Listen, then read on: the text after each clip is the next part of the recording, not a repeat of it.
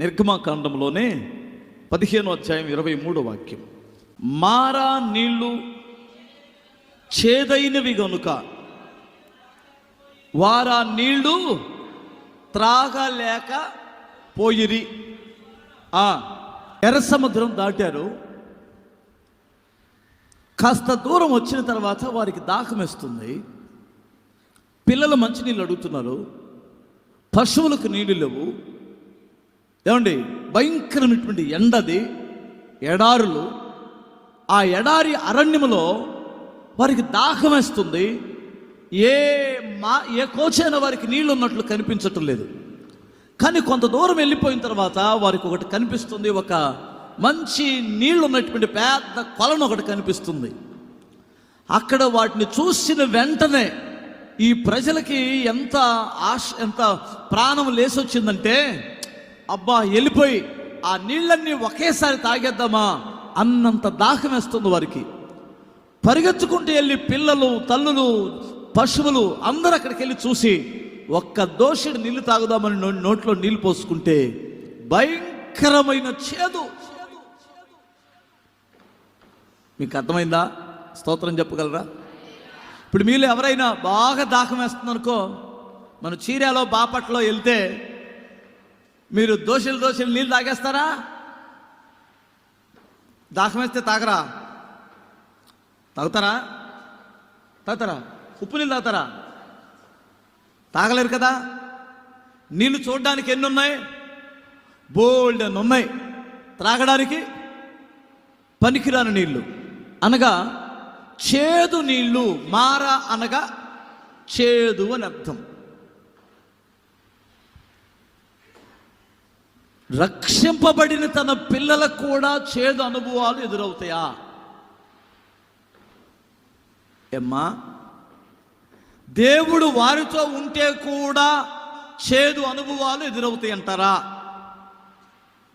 ఏంటి అలా చూస్తున్నారు నా వైపు? హల్లెలూయా. దేవుడు వారితో ఉన్నాడా లేదా? అమ్మా, ఉన్నాడా? వారితో ఉన్నాడని ఎంతమంది నమ్ముతారు? వారితో ఉంటే ఏమి ఎదురైంది వారికి? చేదు అనుభవాలు ఎదురైనాయి. ఇప్పుడు దేవుడు మనతో ఉన్నాడని నమ్ముతారా? ఉన్నాడా? వారికి చేదు అనుభవాలు ఎదురైనప్పుడు మనకు ఎదురవ్వవా? స్తోత్రం చెప్పండి. హల్లెలూయా. మనది అంతా స్వీట్గానే ఉండాలంటారా? మన అనుభవాలన్నీ అంతా స్వీట్గానే ఉండాలండి? ఖచ్చితంగా ఏదో ఒక టైంలో, ఏదో ఒక పరిస్థితులలో మనకు చేదు అనుభవాలు ఎదురుకాక తప్పదు.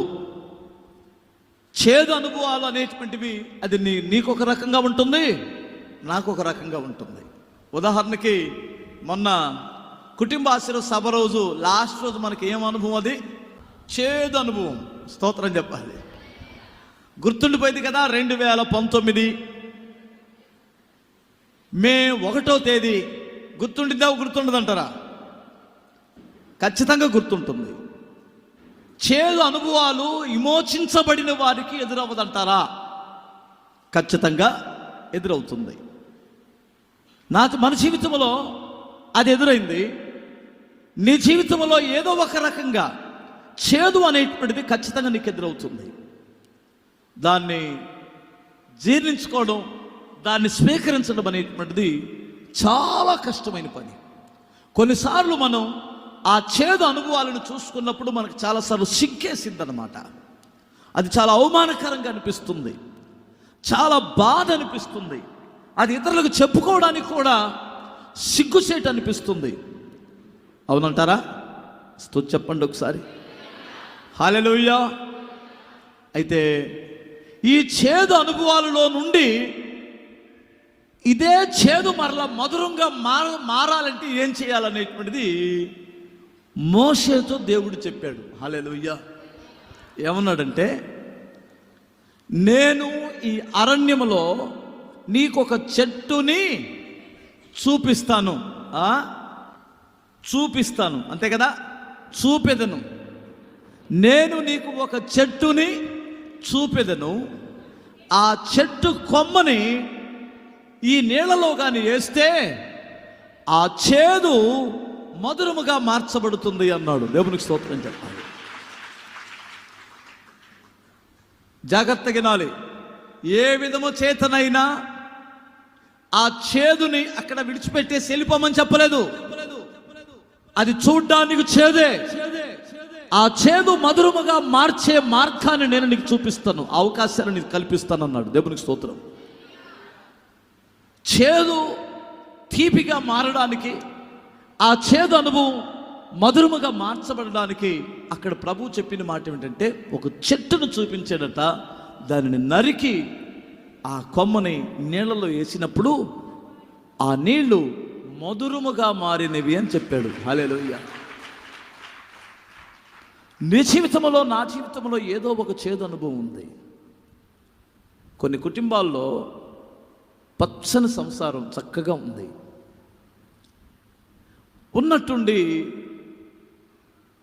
భర్తకి భార్య మీద ఒక అనుమానం వచ్చింది. ఎవడో ఫోన్ చేశాడు, మనోడు చూసరికే ఫోన్ ఉంది, ఫోన్ కాల్ వచ్చింది. ఏందో సంథింగ్ రాంగ్, ఏదో జరిగింది అక్కడ. ఆడ వచ్చి రాంగు మాట్లాడాడో, ఏదన్నా పిచ్చి మాటలు మాట్లాడాడో తెలీదు. లేదా 3-4 సార్లు ఆడి శోధించడానికి ఫోను వచ్చింది. ఈ విషయాన్ని ఏం చెప్పుకుందాములే, చెప్పిన దగ్గర నుంచి మళ్ళీ లేనిపోయింది, నాకు అనుమానం ఎక్కువైద్ది, కొంపలో స్విచ్ వచ్చిద్దనే ఉంది. సాతానుగాడు ఆ విషయాన్నే పెద్ద రేజ్ చేసేసాడు అనుకుందాం. ఇప్పుడు ఆ చేదు అనుభవంలో నుంచి ఇప్పుడు ఎలా ఉంటుందంటారా కుటుంబం? ఒకసారి మీరు ఆలోచించండి. చాలా బాగుంటుందంటారా? చెప్పరేంటమ్మా? హల్లెలూయా. అది ఊహించని పరిమాణం, అది భయంకరమైనటువంటి పరిస్థితులు వచ్చినాయి. అంతవరకే కాదు, ఒకవేళ పురుషుడి మీద కూడా స్త్రీకి ఏదో ఒక అనుమానం వచ్చి ఉండొచ్చు. ఎవరో ఒకరు పనికి మారినటువంటి మాటలు నీ భర్తను గురించి చెప్పి ఉండొచ్చు. సరే, పరిస్థితి ఏంటో తెలీదు. అది పిల్లల విషయంలో కావచ్చు, భర్త విషయంలో కావచ్చు, భార్య విషయంలో కానివ్వచ్చు, లేదు ఒకవేళ అది నిజమై ఉండవచ్చు. ఇలాంటి చేదు అనుభవాలలో, ఇలాంటి ఘోరమైనటువంటి పరిస్థితుల్లో ఆ కుటుంబానికి దుఃఖము తప్ప సంతోషం ఏముండదండి. ఈ చేదు అనుభవాల నుంచి బయటికి రావడం ఎలా? జాగ్రత్తగా వినాలి. హల్లెలూయా చెప్పగలరా? ఒకసారి ఇంకోసారి చెప్పగలరా? దీనికి మోషేకి దేవుడిచ్చిన సలహా ఏమిటంటే, ఆ చెట్టు కొమ్మను తీసి ఈ నీళ్ళలో కలపండి అన్నాడు. హల్లెలూయా. ఆ చెట్టు కొమ్మ నా ప్రభు అయిన యేసుక్రీస్తుకు సాదృశ్యంగా ఉంటుంది.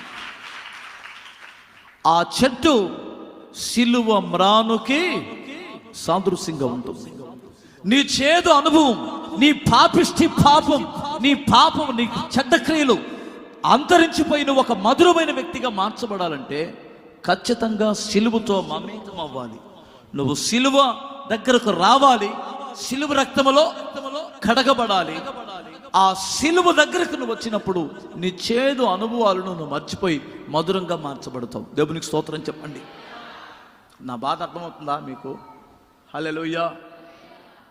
కుటుంబంలో గలిబీలు ఉన్నప్పుడు, భయంకరమైనటువంటి గలిబీలు ఉన్నప్పుడు నీ ఇంట్లోకి రావాల్సింది ఎవరో? యేసుక్రీస్తు ప్రభువు రావాలి. అంతేగాని దానికి తోడు దయ్యాన్ని తెచ్చిపెట్టుకోకండి. Why are you not a करोड़पति? आप करोड़पति क्यों नहीं हो? यार बच्चा करोड़पति बन रहा है. Young kids are making crore plus. They're in 20s. Why are you still ఏ లోక సంబంధమైన వ్యక్తులని, నా బాధ అర్థమవుతుందా మీకు?